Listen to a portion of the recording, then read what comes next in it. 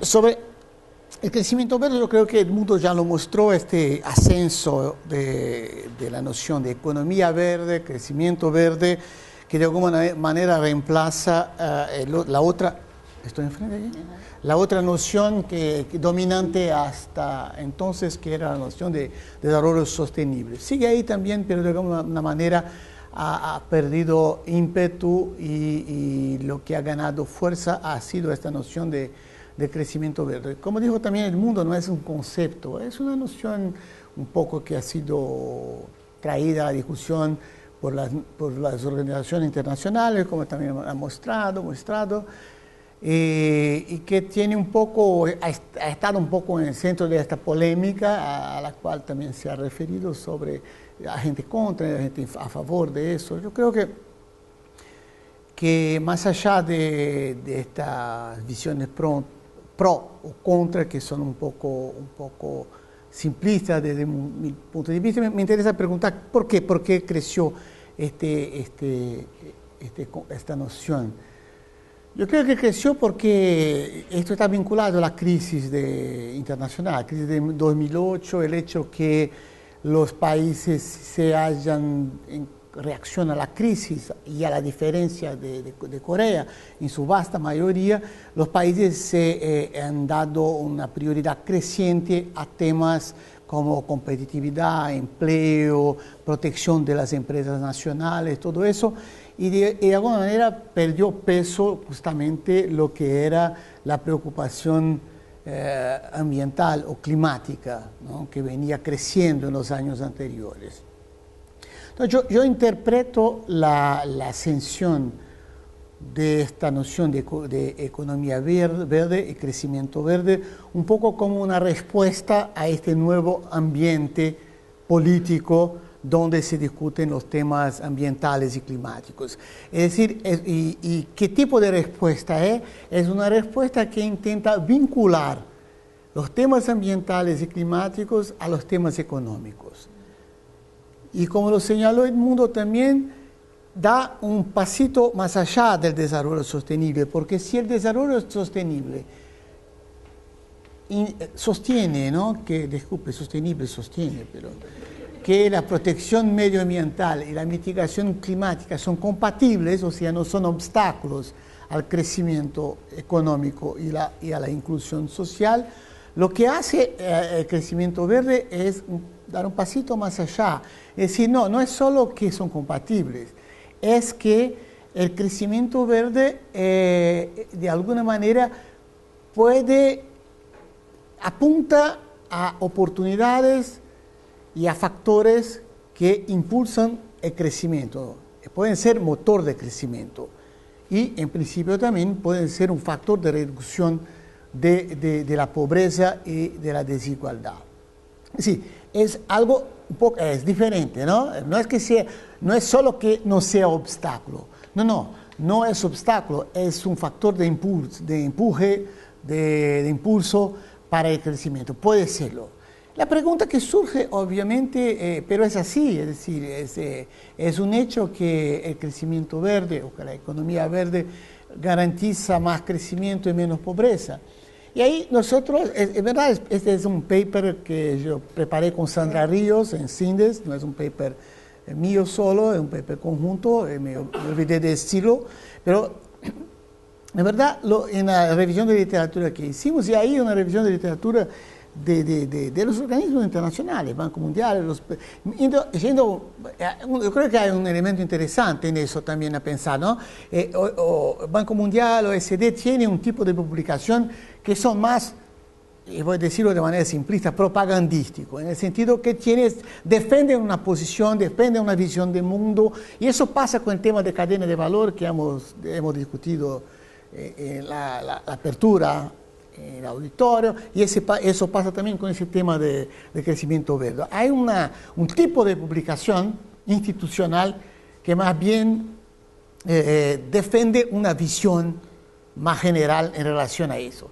Y claro, eso tiene un componente ideológico fuerte, pero hay en general también en estas organizaciones un segundo nivel de publicación que son los technical papers. Y si uno va a los technical papers de la OECD y del Banco Mundial sobre ese tema es muy interesante, porque la verdad es que uno se da cuenta de lo que está ahí leyendo estos papers. Me refiero a estos papers específicamente, ¿no? Los papers técnicos de estas instituciones. Hay otros también, pero principalmente estas dos instituciones. Primero que, la verdad, la noción de economía verde, de crecimiento verde, es una hipótesis y es una apuesta. No, no hay una economía verde real, ¿no? Comprensiva, cuya dinámica pueda comprobar su superioridad económica y social cuando uno compara con las economías no verdes, porque eso también llama la atención en el mundo. Es decir, un poco la idea de que hay economías más verdes, menos verdes, es un gradiente de verdes o de verdes, más verde a más marrón, ¿no? Es más eso que decir que hay una economía verde. Pero tampoco hay algo que compruebe que hay una economía verde como tal, que se puede tomar como paradigma o como modelo, ¿no?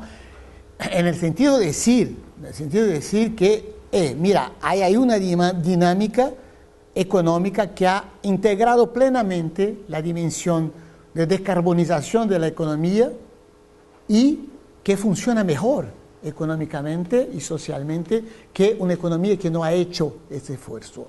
Eso no existe así, es decir, no existe, y tampoco teóricamente, utilizando los instrumentales neoclásicos que estos economistas en general de Banco Mundial y OECD utilizan, tampoco teóricamente se puede comprobar que existe una especie de vínculo o de círculo virtuoso articulando agenda verde, crecimiento económico y inclusión social.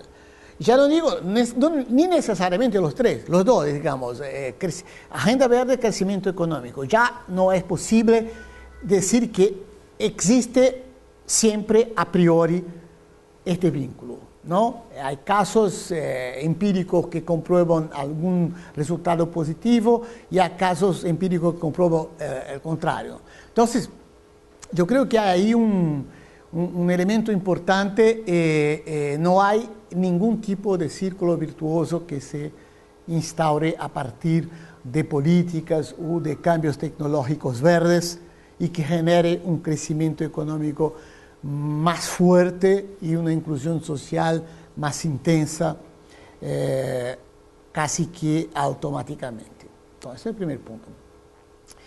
En la verdad lo que hay es un alto grado de incertidumbre en relación a la capacidad del crecimiento verde para entregar y para apalancar nuevos vectores de crecimiento y de inclusión, ¿no?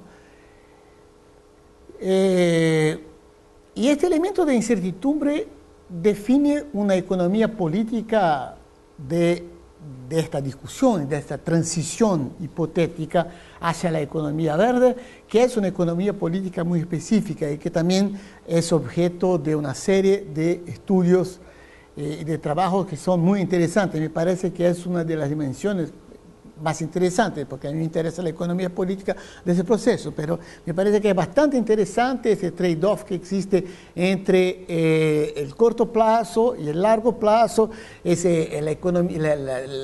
La decarbonización es un proceso, como otros procesos económicos, donde los costos inciden sobre grupos específicos e inciden en el corto plazo. Los beneficios son difusos y aparece en el largo plazo. Entonces, este tipo de problema, este tipo de cuestión, es de difícil gestión política, porque obviamente los políticos todos miran, y con razón, a la próxima elección, miran a su término de mandato, a su periodo de mandato. Así que es un tema, si uno piensa los costos y beneficios de la transición hacia una economía con menos carbón, con menos utilización de carbón, uno se da cuenta que el balance de costo y beneficios se desplaza en dirección a los beneficios cuando se desplaza también el plazo que uno considera relevante para la reflexión. Es decir, cuando piensa en largo plazo, es fácil percibir que los beneficios de la transición a la economía verde superan los costos. Cuando uno piensa en el corto plazo, uno se ve delante de lo que mostró el mundo. Por eso va a tener un impacto sobre un grupo campesino, un grupo que vive de la extracción de la madera. Y entonces, reglamentar eso, limitar eso, va a tener un impacto distributivo. Uno se encuentra frente a este tipo de dilemas muy normales y muy difícil manejar el tema. Entonces, hay ahí un tema importante. Hay un otro tema importante en eso también, en este aspecto que tiene que ver con la economía política, pero más ampliamente con la cuestión de la transición a la economía verde, y es el peso de la inercia. Es decir, un modelo económico, el modelo económico no verde, por así decirlo, él se materializa más allá del modelo económico, que es un ente abstracto que está ahí. El modelo económico se materializa en activos tangibles, intangibles, pero en máquinas, en equipos, en infraestructuras, ¿no? Hay una materialidad del modelo económico que el cambio de modelo económico implica un cambio de esta materialidad. Y esta materialidad tiene un tiempo de vida. Uno compra una máquina, supone que la máquina va a durar por 20 años, por 30 años, una empresa. Y si uno le dice, no, hay que cambiar esta máquina porque no es verde. Pero no he amortiguado la máquina la compré hace 5 años. Esto para dar un ejemplo bastante simplista, pero esto pasa con todo, con la infraestructura, con las rutas, con los gasoductos, con todo, ¿no? Con todo lo que la materialidad de las grandes ciudades, ¿no? Las metrópolis, todo eso es lo que es el modelo económico hecho materia, ¿no? Hecho real. Entonces, hay también ahí un peso de la inercia y de la resistencia al cambio que es muy importante en este proceso y que refuerza y que tiene un papel fundamental en este proceso de transición.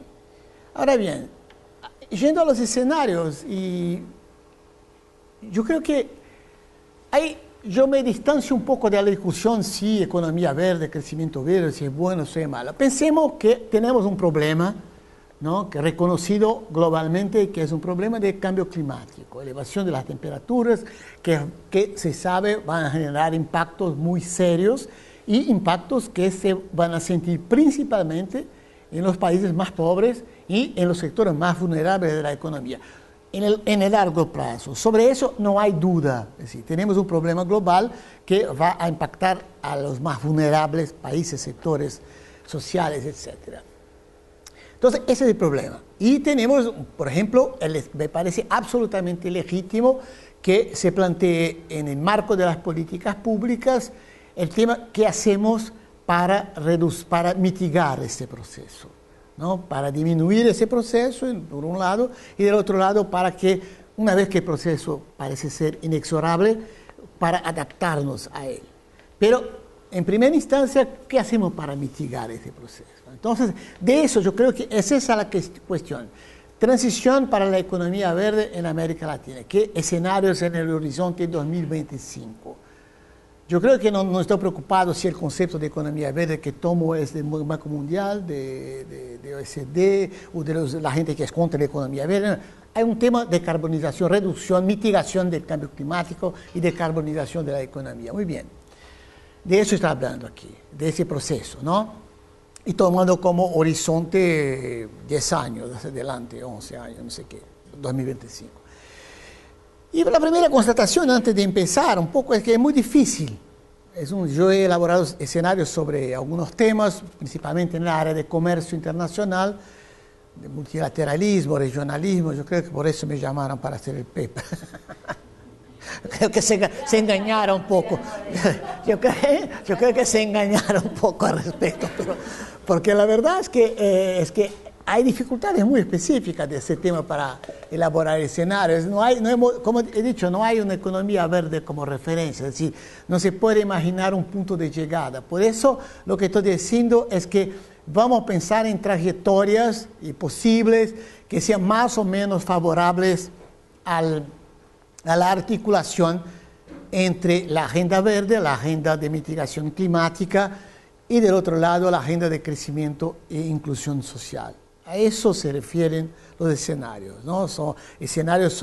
Van a ser trayectorias y trayectorias que, de nuevo, más que trayectorias muy definidas, estamos frente a un gradiente de trayectorias posibles y elegimos 3 trayectorias básicas posibles, como para decir, esta es una trayectoria inercial, un poco partimos de un cierto punto y vamos a seguir más o menos esta trayectoria sin grandes diferencias, sin grandes cambios. Y hay una trayectoria de pesimista y una trayectoria más optimista. ¿En relación a qué? Optimismo, pesimismo, ¿en relación a qué? No en relación a pensando que en 2025 podríamos tener una economía verde en América Latina. Algo de ese tipo que sería más que nada ingenuo, pero pensando en que hay trayectorias que favorecen una mayor integración de la dimensión verde a las políticas públicas de nuestros países. Y yo creo que a eso me refiero, ¿no? Yo creo que a esto se refiere el paper y se refieren los escenarios, ¿no? Esta para mí es la cuestión, ¿no? ¿Qué grado de integración el tema verde, ¿no? La agenda de mitigación climática va a tener en la matriz de políticas públicas de nuestros países, ¿no? Muy bien. Entonces, para empezar, el primer movimiento del escenario es pensar de dónde partimos, ¿no? De dónde partimos y cuáles son las tendencias pesadas o fuertes que van a actuar como condicionantes del proceso en este periodo y qué condiciones y tendencias son esas en relación a las cuales no hay incertidumbres relevantes, ¿no? O críticas, como se dice. Estas tendencias o estos factores están ahí en 2014 y van a estar ahí en 2015. No hay ahí incertidumbre en relación a ese factor. ¿Y qué condiciones y tendencias son esas? La primera es el peso que tiene la economía de recursos naturales para los países de la región y para la inserción internacional de esos países, ¿no? Y el contrapunto global de eso es la competencia global por acceso a recursos naturales. Este peso grande no es más que peso, yo creo que hay un trabajo de la red Mercosur sobre eso, un libro donde, no recuerdo los autores, lamentablemente, pero prepararon un paper preguntando si hay un peso excesivo de recursos naturales en la economía latinoamericana. En verdad la conclusión es que más que haber un peso grande, hay una dependencia grande de la economía frente a los recursos naturales. Yo creo que esta es una idea importante. Más que peso, yo escribí peso ahí, pero más que eso, es una dependencia grande y quizás creciente en un contexto, en un país como Brasil, que es el país económicamente más diversificado de la región. Claramente hay un peso creciente de la economía de recursos naturales en la economía y en la economía política del país. Y al lado de eso, esta competencia por acceso a recursos naturales, que también la veo como una tendencia que no va a cambiar y quizás aumente en ese periodo. La segunda condición de partida es la heterogeneidad regional, ¿no? Entre países, ¿no? Cuanto a la estructura productiva y su grado de diversificación. Nuestros países son diversos, ¿no? Son diversos cuanto a la estructura productiva.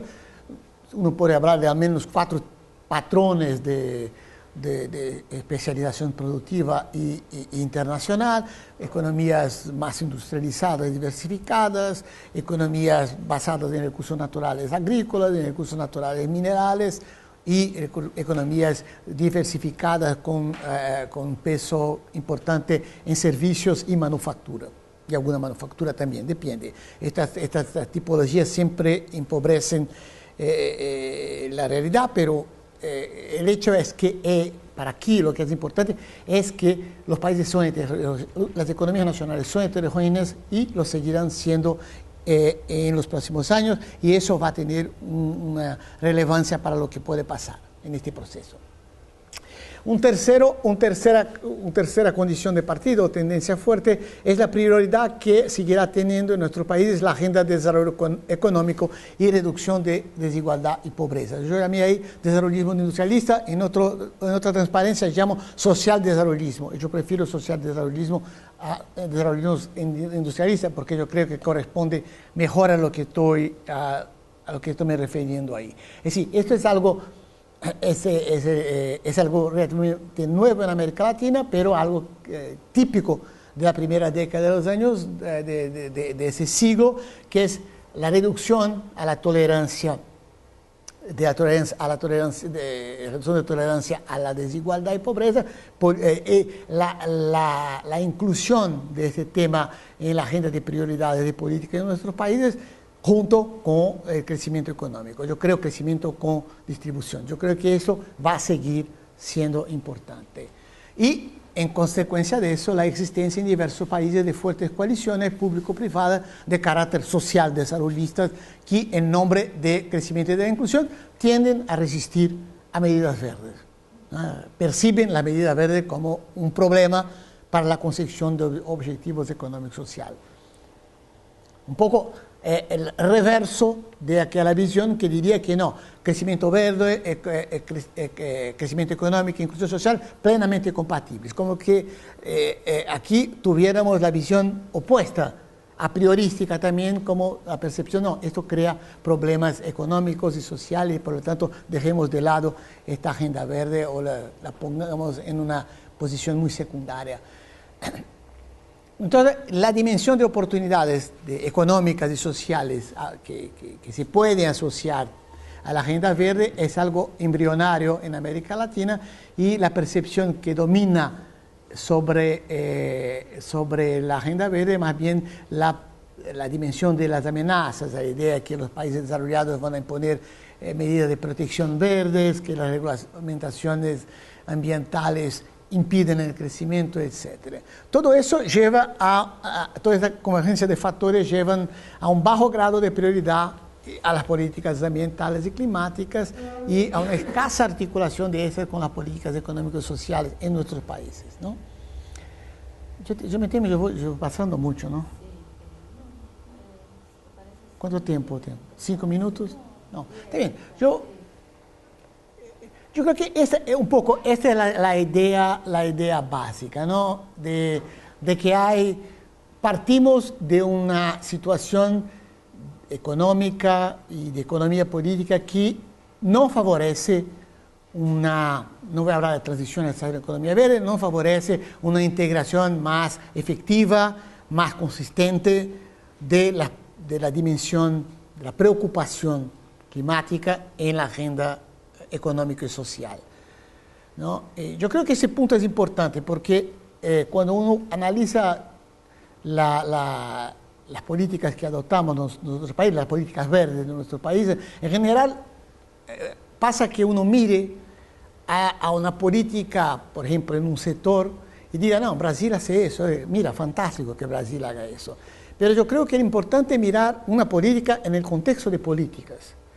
Porque lo que pasa frecuentemente en nuestros países, en Brasil seguro eso pasa muy claramente, es que uno tiene un incentivo verde aquí y aquí tiene dos incentivos antiverde, ¿no? Brasil tiene una política de incentivo a energía renovable y tiene mecanismos de financiamiento a energía eólica. Muy bueno, perfecto. Pero al lado tiene una política energética que favorece, global, que favorece totalmente los combustibles fósiles. Entonces, el resultado neto de la política energética en Brasil, de verde no tiene nada. Impulsa la matriz energética de Brasil en dirección a los combustibles fósiles. Y es lo que está pasando.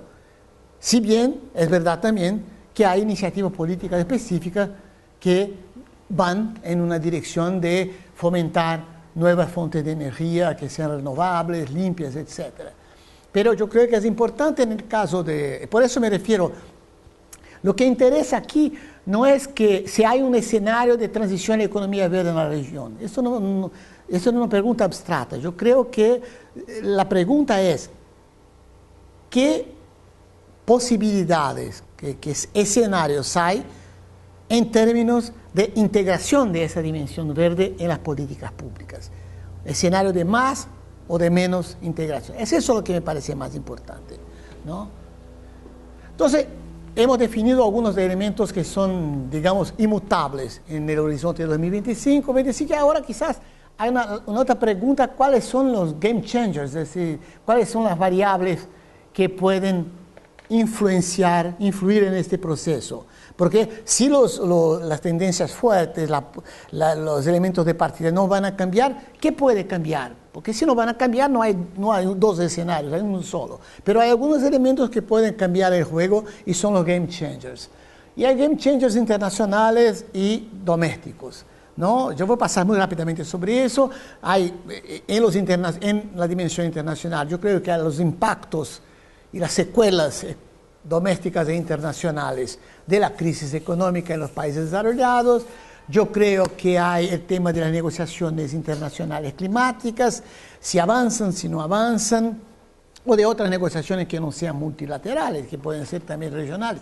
Hay la dimensión negociación y cooperación internacional, ¿no? Esta es una variable crítica desde el punto de vista de los escenarios.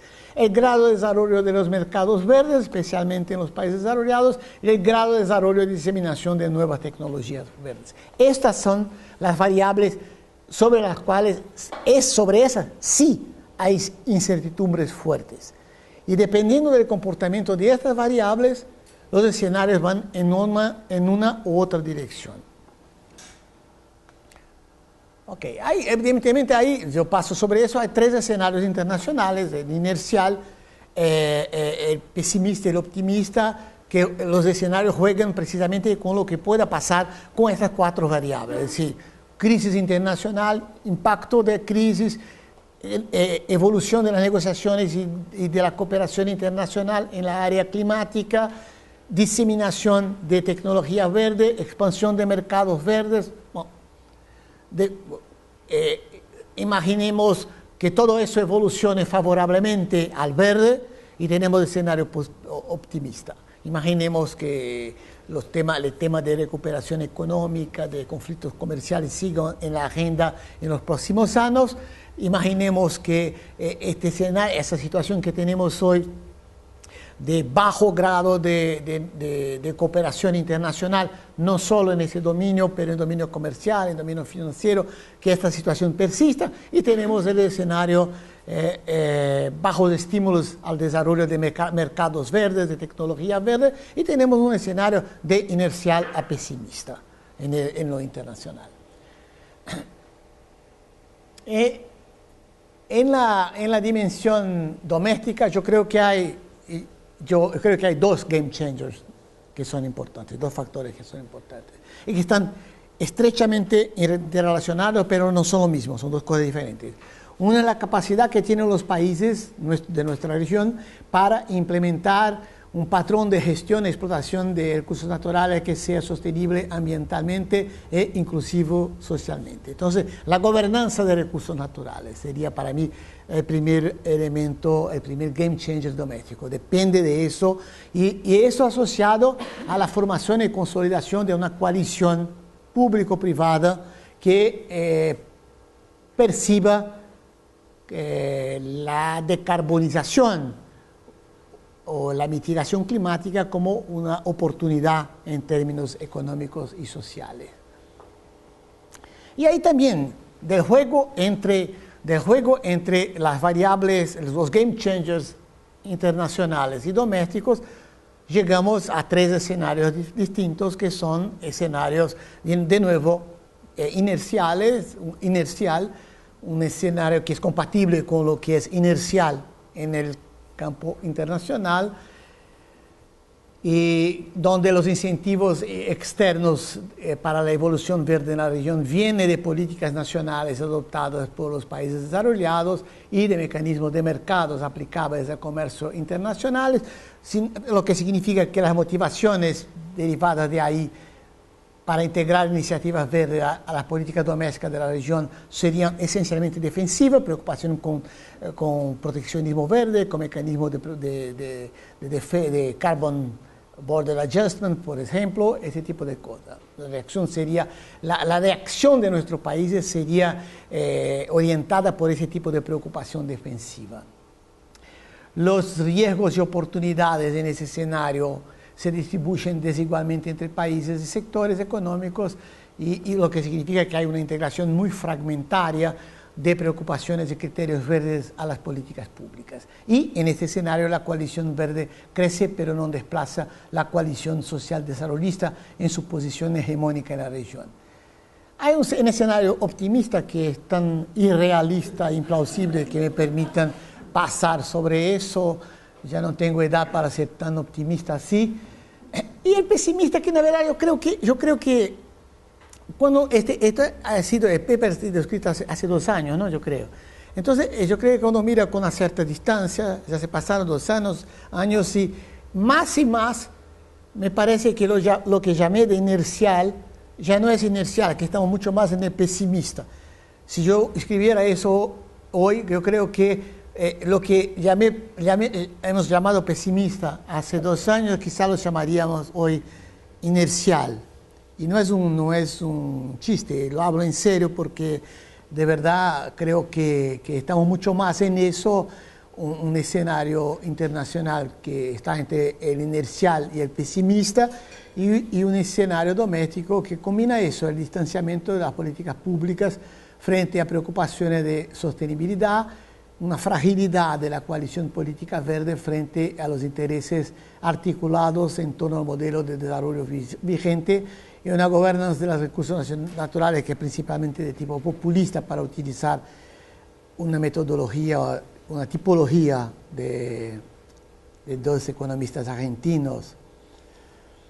Está un poco eso, entonces yo creo que estamos en eso. El trabajo presenta al final un grande cuadro de escenarios según grupos de países, los 4 grupos de países a que me referí al comienzo de la presentación, un poco mirando porque los impactos van a ser diferentes, ¿no? Porque, como dijo, la heterogeneidad productiva de inserción internacional de los países va a persistir y esto genera incentivos diferentes. Pero quizá las conclusiones generales del estudio, del trabajo y del ejercicio de elaboración de escenario están ahí.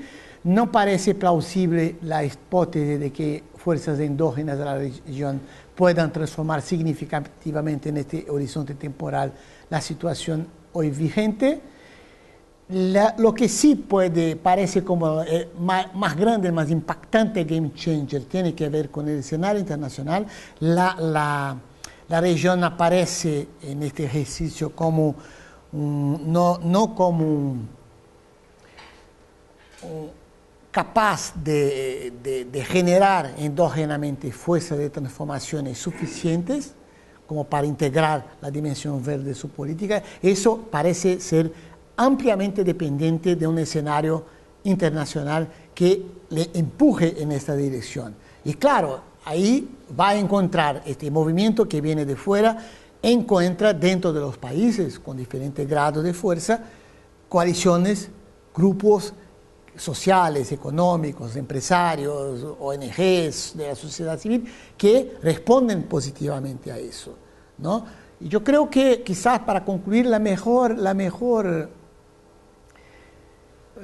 ejemplo de esta interacción entre lo internacional y lo doméstico lo tenemos en Brasil, porque Brasil ha vivido entre 2005 y 2010 un momento importante de reformismo en su política climática y ambiental. Brasil tomó una posición muy ofensiva que tiene un típico double level game, ¿no? Tenía un componente doméstico, ¿no? de enfrentamiento enfrentamiento por el gobierno de Lula, de una coalición que tenía un candidato a las presidenciales de 2010, Marina Silva, entonces había un elemento doméstico de enfrentamiento, pero hubo en este cambio de dirección de política en Brasil también un elemento de política internacional muy fuerte. Es decir, yo creo que uno no puede entender el hecho que Brasil vaya a la COP15 en Copenhague y ahí presente una oferta, presente una meta voluntaria de reducción de emisión. Este movimiento no es entendible fuera de un contexto de búsqueda de afirmación internacional de Brasil, típica también del gobierno Lula, ¿no? Yo creo que eso pasó. Y cuando uno mira lo que pasó en Brasil a partir del 2011 en la política ambiental y climática, es una especie de reversión de tendencia muy fuerte, ¿no? Muy fuerte. Es decir, hay y que acompaña lo que pasó internacionalmente. Es decir, a eso me refiero. Hay un ascenso del tema climático antes de la crisis y Brasil no solo acompaña, como toma la delantera en este proceso de alguna manera, un liderazgo, y luego la cosa reverte después de la crisis. Ese tema reduce, pierde prioridad en la agenda internacional y lo mismo pasa en Brasil. Es decir, que es algo bastante sorprendente porque hubo un cambio importante en Brasil. Se promulgó una ley de cambio climático en esfera federal, en esferas subnacionales en algunos estados de Brasil. Se promulgaron leyes de protección climática y de alguna manera todo eso refluye. La discusión de tema climático, ambiental, pierde prioridad. La implementación de las leyes también se deja un poco como de lado y lo que aparece, lo que vuelve es la prioridad absoluta al crecimiento económico, que tampoco resulta, pero esto es una otra historia, esto es un otro problema. Muchas gracias, discúlpenme porque me doy cuenta que pasé largamente.